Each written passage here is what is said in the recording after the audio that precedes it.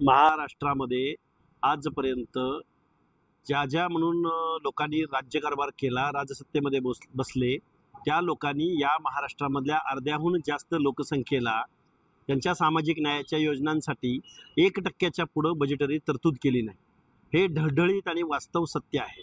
या प्रश्नावरती गेल्या अनेक दिवसामध्ये महाज्योतीच्या संदर्भानं या महाराष्ट्रातल्या अर्थमंत्र्यांना, त्याचबरोबर या महाराष्ट्रातल्या सत्ताधाऱ्यांना आम्ही काही प्रश्न विचारत होतो.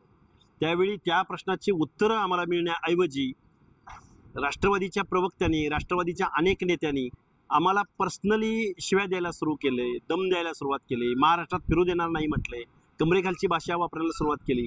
आम्ही मागतोय महाज्योतीला फंड, आम्ही मागतोय महाज्योतीच्या माध्यमातून PhDच्या पोरांना स्टायपंडचा फरक, आम्ही मागतोय आश्रमशाळांना निधी, आम्ही मागतोय OBCच्या लोकांना प्रत्येक जिल्ह्याच्या ठिकाणी किमान एखादं तरी वसतिगृह उभा राहावं, महाज्योतीला कार्यालय मिळावं, त्याचबरोबर अण्णाभाऊ साठे महामंडळाला निधी मिळावा, उमाजी नाईक महामंडळाला निधी मिळावा, त्याचबरोबर आमचं नाभिक मंडळाचं केशकल्पी महामंडळ आहे, त्याचा अध्यक्ष लवकरात लवकर निवडला जावा, त्याला निधी मिळावा.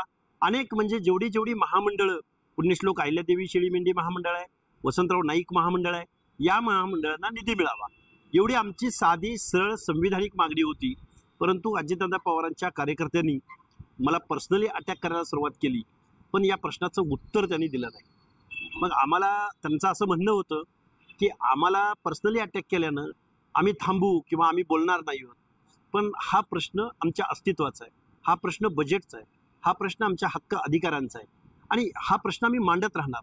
त्यामुळे आम्हाला कुणी टीका केली काय, टिप्पणी केली काय किंवा आम्हाला पर्सनली काही गोष्टी केल्या काय, आम्ही थांबणार नाही आहोत. आम्ही रात्रंदिवस या महाराष्ट्रामध्ये फिरत आहोत. आम्ही गेल्या कित्येक दिवसापासून या महाराष्ट्रातल्या जनतेला सांगत आहे, अजितदादा पवारांना या महाराष्ट्रातल्या सर्वसामान्य माणसांचं, दीनदलितांचं, कष्टकऱ्यांचं, OBCचं, विजयंतीचं काहीही पडलेलं नाही. त्यांना फक्त कारखान्याच्या निवडणुकामध्ये आणि कारखाने ताब्यामध्ये ठेवण्यामध्ये इंटरेस्ट असतो.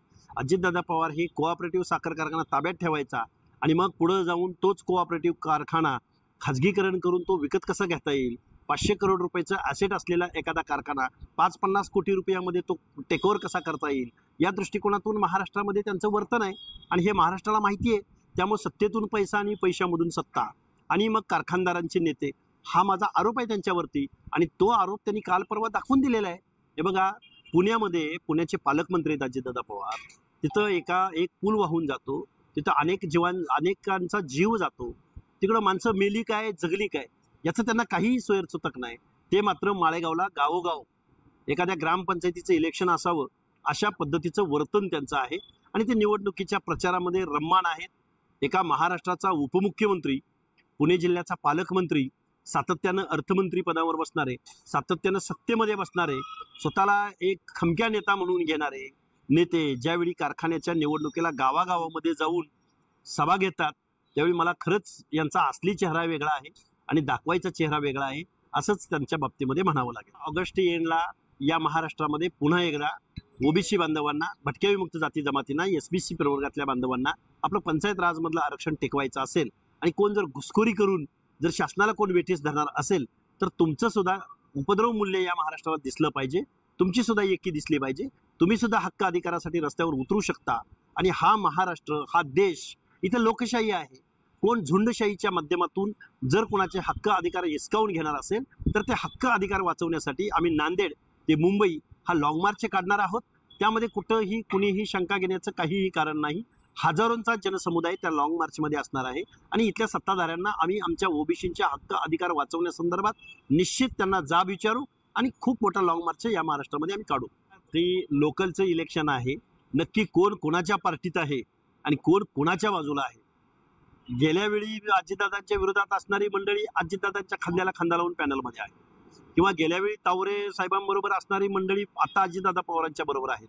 बरं, हे सगळे मिळून विधानसभेला आणि लोकसभेला हे अजितदादा पवार, सुप्रिया सुळे यांनाच मतदान करतात. म्हणजे हेच तावरे किंवा हेच पवार ज्यावेळी विधानसभेची निवडणूक लागली त्यावेळी हे एकाच व्यासपीठावर होते. त्यामुळं आम्ही राज्य पातळीवरती OBC विजयंती किंवा सामाजिक न्यायाची भूमिका मांडत असताना त्यांनी कोण त्यांच्याबरोबर आहे, यामध्ये कुणाला पाठिंबा द्यावा यापेक्षा अजितदादा पवारांना एवढ्या खालच्या पातळीवरच्या निवडणुकीमध्ये सामील होणं शोभतं का, हा आमचा सवाल आहे. त्यामुळे आम्ही कुणाला पाठिंबा द्यायचा प्रश्न उपस्थित होत नाही. तिथले जे पॅनल आहेत, तिथला जो शेतकरी सभासद आहे तो ठरवेल नक्की कुणाला निवडून द्यायचं ते. या धमक्या, मी एक मेंढपाळाचा पोरगा आहे, गावगाड्यामध्ये फिरणारा पोरगा आहे, आम्हालाही इतिहास आहे, आम्हालाही भूगोल आहे, त्यामुळं आम्हाला कुणी धमक्या द्यायच्या भानगडीत पडू नये. तुम्ही फक्त आमच्या केसाला धक्का लावून दाखवा, मग या महाराष्ट्रामधलं वातावरण काय असतं. खूप झालं तुमचं, खूप ऐकून घेतलंय आम्ही, खूप तुमची हुकुमशाही जुलुमशाही आम्ही आमच्या मागच्या पिढ्यानपिढ्या आमच्या लोकांनी भोगलेली आहे. इथून पुढच्या कालावधीमध्ये आम्ही या लोकशाहीमध्ये वावरत आहोत. इथं कायद्याचं राज्य आहे, इथं लोकशाही आहे, त्यामुळं अशा कोणी धमक्या आम्हाला देऊ नये.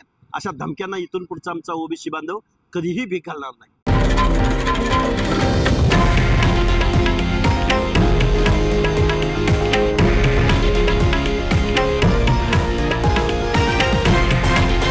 हे आहे देशातील नंबर 1 न्यूज नेटवर्क आणि आपण पाहत आहात TV9 मराठी, एकमेव.